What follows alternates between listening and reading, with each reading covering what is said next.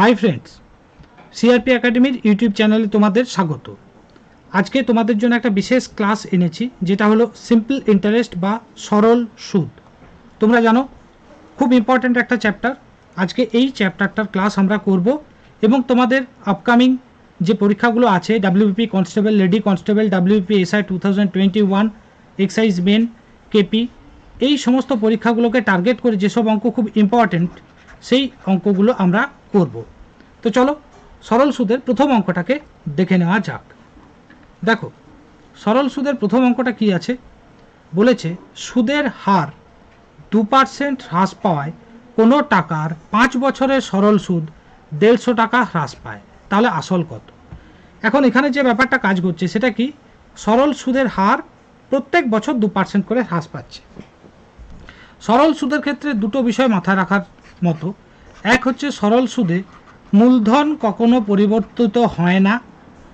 দুই হচ্ছে প্রত্যেক বছর সরল সুদের ইন্টারেস্ট সমান, রেট অফ ইন্টারেস্ট মানে আর সবসময় সমান হয়। সরল সুদের ক্ষেত্রে এই দুটো বিষয় খুবই লক্ষণীয়।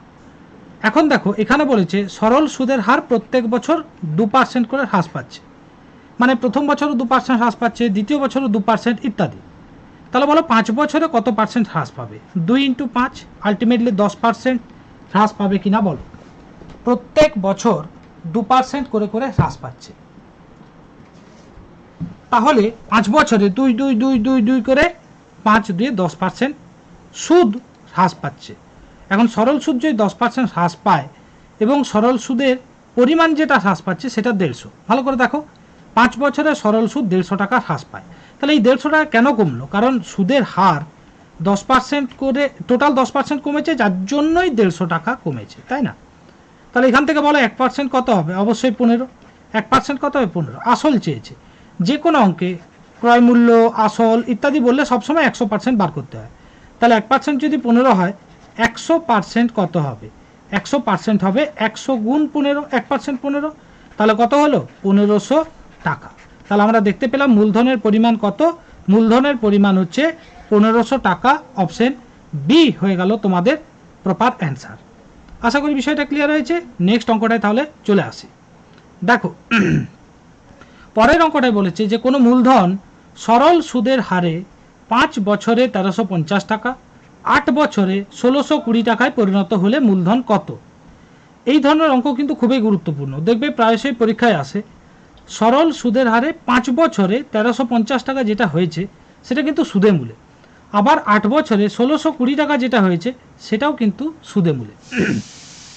তাহলে আমাদের মূলধন বার করতে বলেছে। তো এখানে আমরা লিখবো, আগে বড়টা লিখবো, 8 বছরে সুদে মূলে হয়েছে 1620। তাহলে এই 1620 টাকাটা কি? এখানে মূল আছে এবং 8 বছরের সুদ আছে, ঠিক কিনা? তবেই তো সুদে মূলে হয়। তাহলে 1620 টাকাটা কি? মূল আছে এবং 8 বছরের সুদ আছে। তার আগে দেখো বলেছে 5 বছরে সুদে মূলে 1350 টাকায় পরিণত হচ্ছে। তাহলে এই 1350-এর মধ্যে কি আছে? সেম মূল আছে কিন্তু সুদ আছে 5 বছরের, ঠিক কিনা? তো এই দুটো যদি আমরা বিয়োগ করি তাহলে কি পাবো? এখন 8 থেকে 5 বিয়োগ করলে 3 বছরে কি ঘটনা ঘটবে? এইটা বিয়োগ করো, 0, 5 আর 7 12, 270 টাকা। এই 270 টাকাটা কি? আমরা তো বিয়োগ করেছি। তাহলে দেখো মূল মূল কেটে গেল, বিয়োগ যেহেতু করেছো তাহলে 8 বছরের সুদ মাইনাস 5 বছরের সুদ, ঠিক কিনা? 8 বছরের সুদ মাইনাস 5 বছরের সুদ, তার মানে 3 বছরের সুদ হলো এটা। তাহলে 3 বছরের কি? এটা সুদ। তাহলে এক এক বছরে কত সুদ পেয়েছি? 3 9 27, 90 টাকা করে। মানে আমাকে যাই মূলধন আমি রেখেছি কিন্তু আমি সুদ পেয়েছি প্রত্যেক বছর 90 টাকা করে। এরপর দেখো 5 বছরে সুদে মূলে হয়েছে 1350 টাকা। তাহলে আমরা দেখব 5 বছরে সুদ কতটা ঢুকে আছে। এক বছরে সুদ পাচ্ছি 90 টাকা, 5 বছরে সুদ হচ্ছে 450 টাকা, 9 5 45, 450 টাকা। তাহলে এর মধ্যে মূল আছে আর সুদ আছে 450 টাকা। তাহলে মূল কত আছে? এটার থেকে 450 বিয়োগ করে দাও, তাহলে হচ্ছে দেখো 900 টাকা। তাহলে আমরা দেখতে পেলাম যে এই টাকাটার মধ্যে মূলধনের পরিমাণ কত? 900 টাকা, এবং এটাই হবে প্রবলেমটার অ্যান্সার। বোঝা গেল আমরা কি করলাম?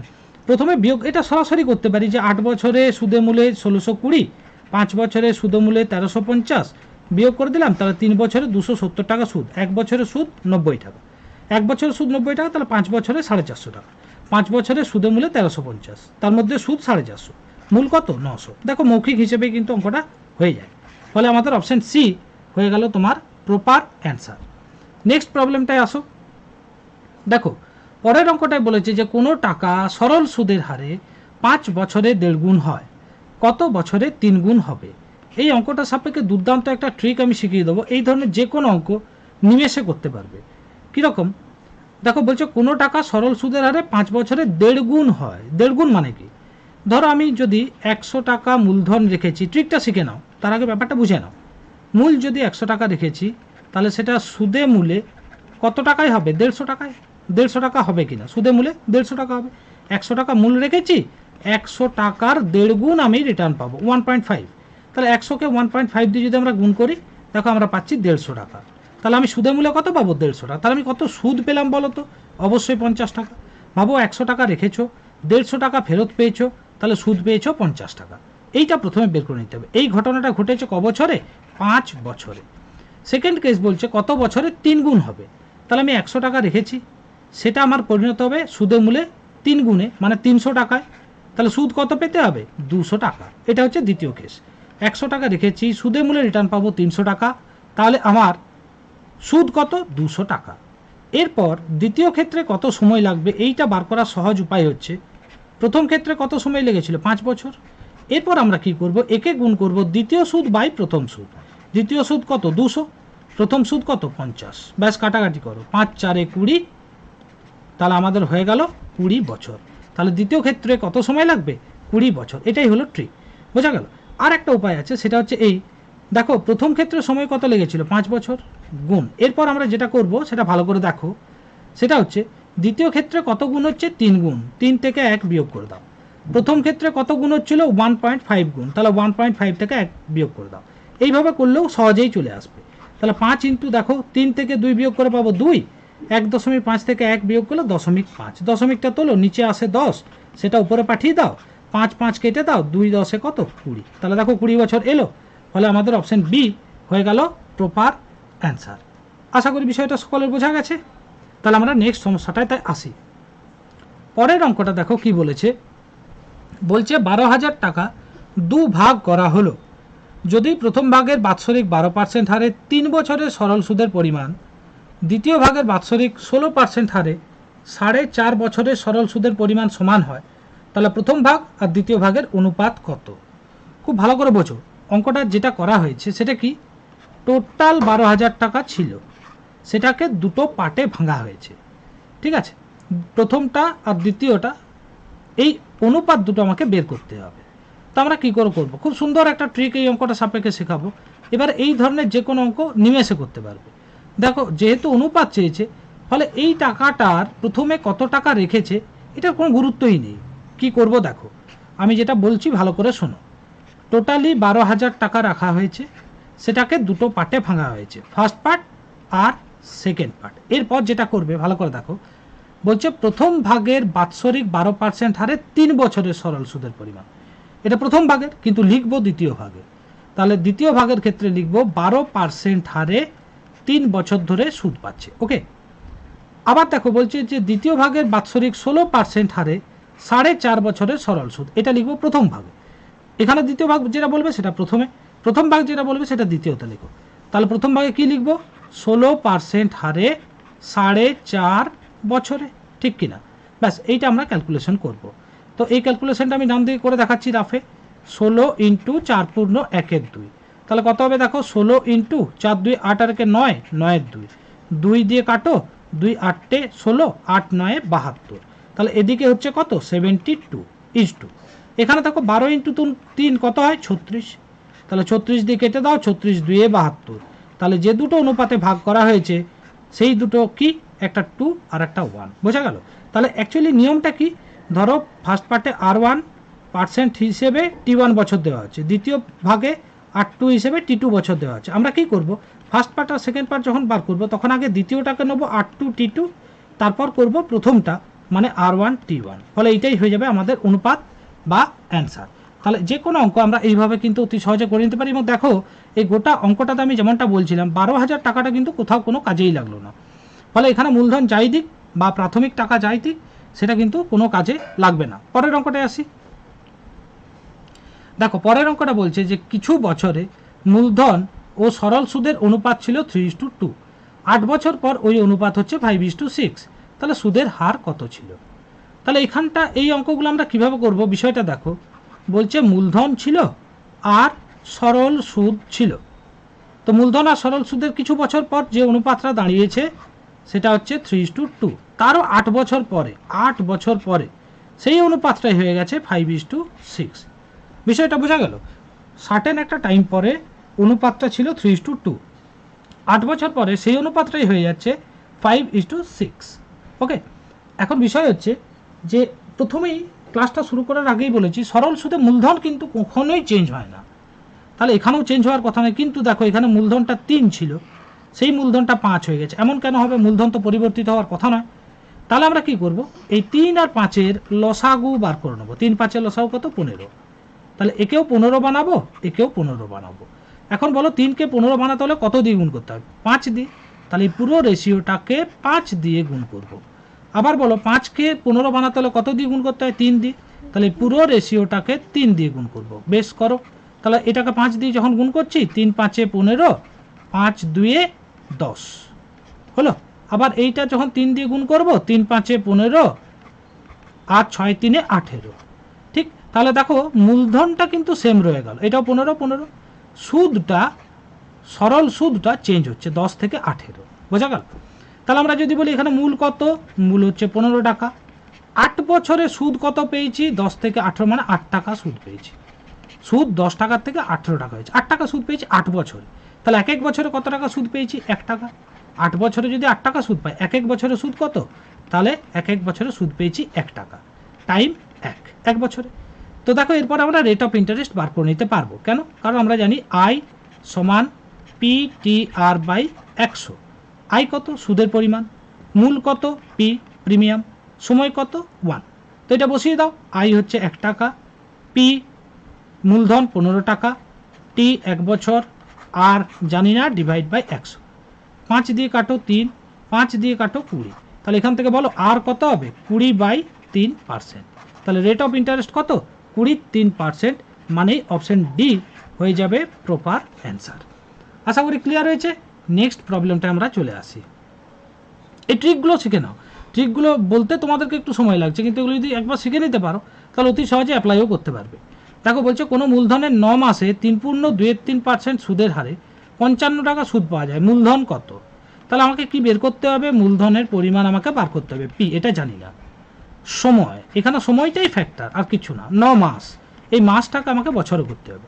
1 বছর মানে 12 মাস, তাহলে 9 মাস মানে 9-এর 12 বছর। 3 দিয়ে কাটো, 3-এর 4 বছর। বুঝলে? এইটুকুই পরিবর্তন, আর কিছু নেই। রেট অফ ইন্টারেস্ট কত? 3.23%। হিসেব করো, 3 3-এ 9, 10 11, 11.3%। 3 3-এ 9, 10 11, 11.3%। এটা হচ্ছে রেট অফ ইন্টারেস্ট। আচ্ছা, কত টাকা সুদ পাওয়া গেছে? 55 টাকা। কি বার করতে হবে? মূলধন, তাই না? মূলধনটা বার করতে হবে। তো আমরা কি জানি? আমরা জানি আই সমান PTR/100। এটা বসিয়ে দাও। আই সুদ কত? 55 টাকা। পি জানি না, ওইটাই বার করব। টি কত? 3-এর 4, আর কত? আর হচ্ছে 11/3, নিচে তো 100 আছে। বোঝা গেল? তো এখানে এবার মানগুলো বার করব। 3 3 কাটো, এখানে কাটো, 4 দিয়ে 11 দিয়ে 55-কে 5 হবে। তাহলে পি কত হলো? 5 × 4 × 100, 5 × 4 × 100, তাহলে 20 আর 2 শূন্য, 2000 টাকা। ঠিক কিনা? বোঝা গেল? আমরা কিচ্ছু করিনি, আমরা শুধু মানগুলো বসিয়েছি। আইটা 55, ঠিক তো? টি হচ্ছে 3-এর 4, আর হচ্ছে 11/3। ওকে, 11/3, আর নিচে যেমন 100 আছে তেমনি রইল। ব্যাস, তাহলে আমরা কত পেলাম? 2000 টাকা। ফলে এখানে অপশন ডি হয়ে যাচ্ছে অ্যান্সার। নেক্সট সমস্যাটা এসো। দেখো পরের প্রবলেমটা কি বলেছে, যদি 1550 টাকা দুভাগ করে এক ভাগ 5%, অপর ভাগ 8% সরল সুদের হারে ইনভেস্ট করা হয় এবং 4 বছর পরে যদি মোট 400 টাকা পাওয়া যায়, তাহলে ওই দুটো ভাগের অনুপাত কত? বোঝা গেছে? বিষয়টা কি? 1550 টাকাকে দুভাগ করা হলো, 1550 টাকাকে দুভাগ করা হয়েছে। ধরে নাও এক ভাগ পি, তাহলে অপর ভাগটা নিশ্চয়ই 1550 মাইনাস পি, টোটাল টাকা 1550, তার মধ্যে একটা ভাগ পি, তাহলে অন্য ভাগটা 1550 মাইনাস পি। ওকে, এবার কি হয়েছে, ধরো এই প্রথম ভাগটা, ঠিক আছে, প্রথম ভাগটাকে 5% হারে দেওয়া হচ্ছে, আর অপর ভাগকে 8% হারে ইনভেস্ট করা হচ্ছে। 4 বছর সময়, এখানেও 4 বছর সময় পাচ্ছে, এটাও 4 বছর সময় পাচ্ছে, দিয়ে মোট নাকি 400 টাকা পাওয়া যাচ্ছে সুদ। 4 বছর পরে মোট 400 টাকা পাওয়া যায়, মানে এটা সুদটা 400 টাকা পাওয়া যায়। তাহলে ওই দুটো ভাগের অনুপাত কত? ওকে, তো এটা যখন আমরা বার করব, দেখো প্রথমে এই তিনটে গুণ করে নেব। দেখো তাহলে পি ইন্টু 5 4 20%, এই তিনটে গুণ করে নেব, তাহলে 1550 মাইনাস পি ইন্টু 8 4 32%, এইটা সুদ আর এটা সুদ, পার্সেন্টেজগুলো তুলবো, তাহলে নিচে 100 করে নেবো, এখানেও পার্সেন্টেজ তুলে নিচে 100 করে নেবো, তাহলে এইটা হচ্ছে টোটাল সুদের পরিমাণ কত? 400 টাকা। ব্যাস এইটা আমাদের হিসেব করতে হবে। তো দেখো আমরা যদি হিসেব করি, এই গুণটা করছি পি ইন্টু 20 মানে 20p প্লাস এদিকে থাকছে দেখো 1550 মাইনাস পি ইন্টু 32 সমান, ডান দিকে 400 ছিল আর নিচের 100টা উপরে গুণ করে দিলাম। একটু কাটাকাটি করব, দেখো এটা যখন আমরা কাটাকাটি করব, আমরা 4 দিয়ে কাটতে পারি, তাহলে এটা হবে 5p, 4 দিয়ে কাটলে 4 8 32, তাহলে 8 ইন্টু 1550 মাইনাস পি, ঠিক তো, 4 দিয়ে কাটলে এটা হচ্ছে 100, 100 ইন্টু 100, 100 ইন্টু 100। এবারে এটা যোগ বিয়োগ করবো, তাহলে 5p প্লাস 8 দিয়ে এটা গুণ করো 0, 8 5 40 4 হাতে 4, 8 5 40, 4 44 4 হাতে 4 12 মাইনাস 8p সমান এলো 10,000 টাকা। ওকে, তাহলে দেখো এখনো পর্যন্ত আমরা এসেছি পি এর একটা সমীকরণে, ঠিক তো। দেখো তাহলে এখানে এইটা একটু চেঞ্জ হবে, 8 দিয়ে গুণ করছি, তাহলে 0, 8 5 40 0 হাতে 4, 8 5 40 আর 4 44 4 হাতে 4 12, 12,400 হচ্ছে। তো বলো এই দুটো বিয়োগ করলে আমরা কত পাবো? 3p minus of 3p। এবার একে এদিকে নিয়ে এসো, তাহলে দেখো 10,000 থেকে 12,400 বাদ দাও, তাহলে 2,400 পাবো, ঠিক তো। তাহলে দেখো এখানে পি কত পাচ্ছি? 800, তাহলে একটা টাকা 800, অপরটা কত? অপরটা নিশ্চয়ই তাহলে 1550 মাইনাস 800, তার মানে 750। তো এই দুটোর অনুপাত চাইছে, একটা 800 আর একটা 750।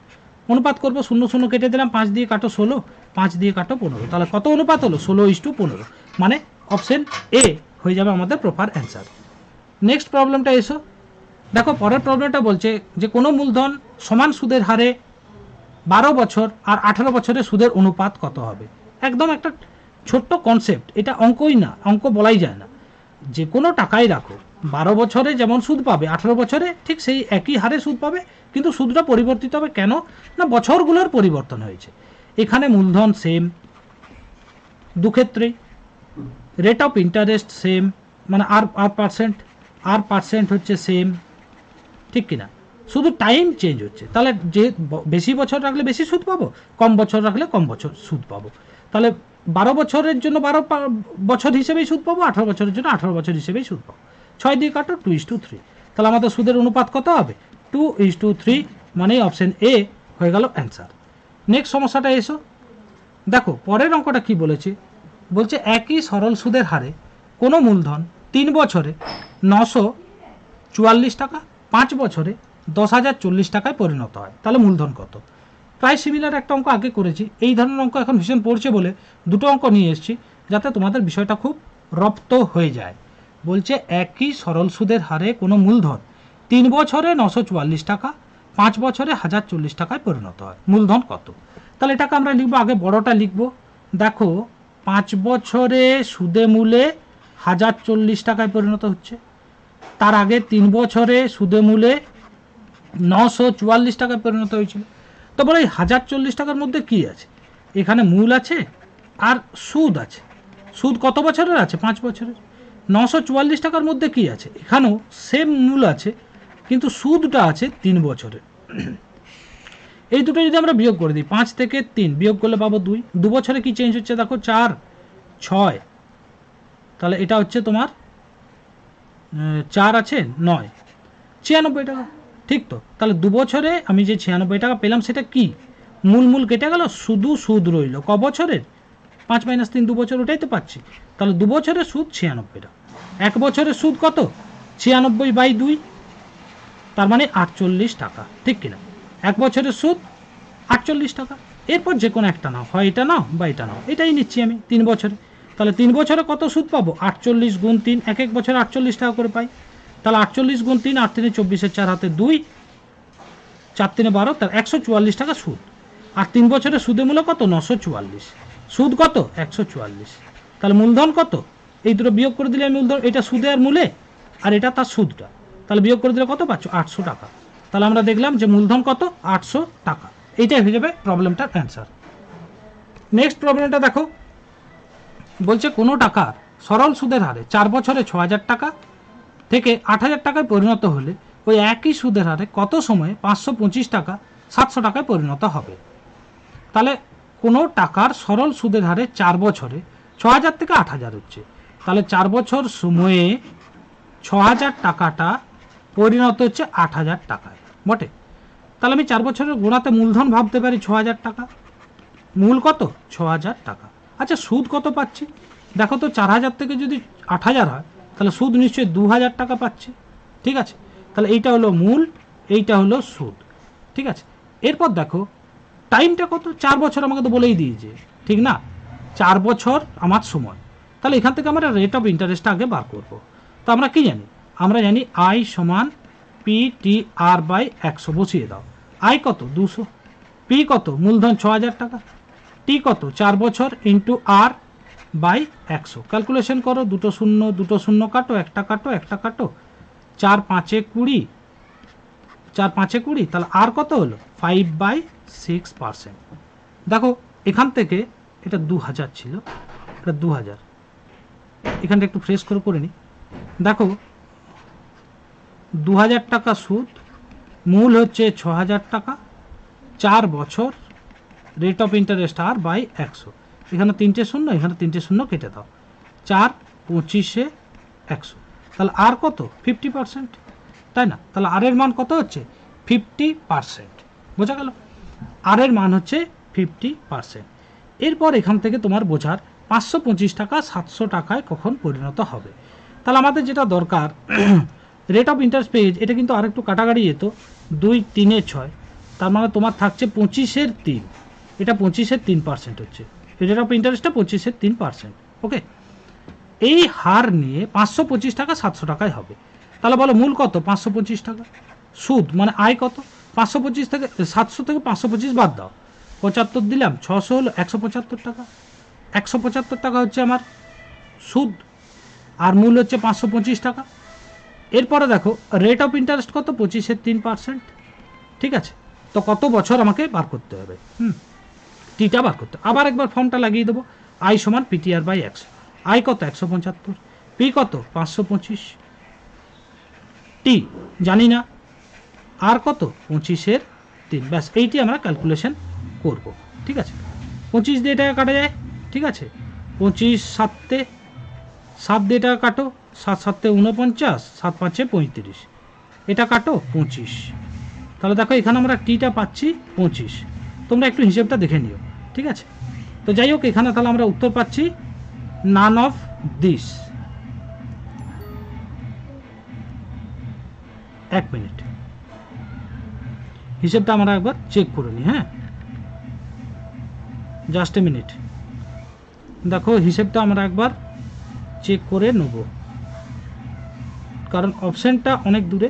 ফলে একবার চেক করে নিলে দেখো কী হচ্ছে, 6000 টাকাটা 8000 টাকা হচ্ছে। আমরা একবার ফ্রেশ করে নিই। তাহলে 2000 টাকা আমরা পাচ্ছি সুদ 6000 টাকার উপরে। ঠিক আছে, 4 বছরে রেট অফ ইন্টারেস্ট বার করব। 3টে শূন্য কাটলাম, 2 3 6, 4 দিয়ে কাটো 25, তাহলে আর হচ্ছে 25 3%। পরে দেখো 525 টাকা মূলধন, 525 টাকা মূলধন, সুদ কত? 525 থেকে 700 হচ্ছে, 75 দিলে 600, 175 টাকা। তাহলে 175 টাকা সুদ, 525 টাকা মূল, রেট অফ ইন্টারেস্ট 25 3%, আর নিচে 100 তো এমনিতেই হয়। ঠিক না? তাহলে এইটা আমরা পাচ্ছি অ্যান্সার। দেখো কাটো, 25 4 100।